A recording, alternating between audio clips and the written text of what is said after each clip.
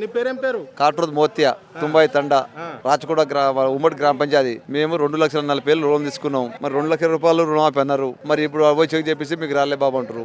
Reason ఏంటని చెప్తలేరు bank వాళ్ళు. మరి ఎక్కడికి పోతే కూడా మీరు రేటింగ్ అంటారు. మరి అది వస్తుందా పోతుందా తెలియదు.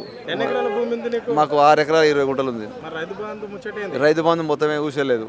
మరి రైతు బంధు లేదు, మరి ఏం లేదు. ఏకకాల రుణమాఫీ అన్నారు. 3 విడతలు అయింది.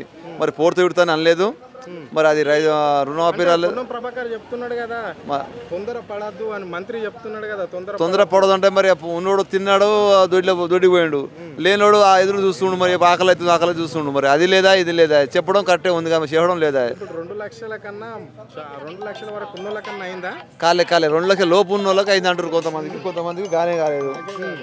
రేవంత్ రెడ్డి ప్రభుత్వం రైతుల ప్రభుత్వం రైతుల ప్రభుత్వం అంటున్నాం కానీ రైతుల ప్రభుత్వం అనేది చూపిస్తుంది కదా. మరి మరి 100కి 10 మంది అయ్యి 9 మంది కాకపోవడం మరి రైతుల ప్రభుత్వం అనుకోవాలన్నా, మళ్ళీ లేకుండా ఇంకా రాక్షస ప్రభుత్వం అనుకోవాలన్నా అర్థమైతే లేదు.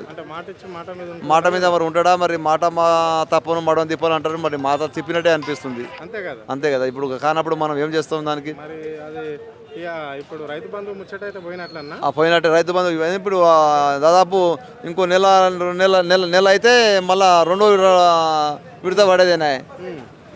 ఇది 6వ నెల 7వ నెలలా. మరి ఇప్పుడు అది లేదు ఇది లేదు, ఇప్పుడు లేదు.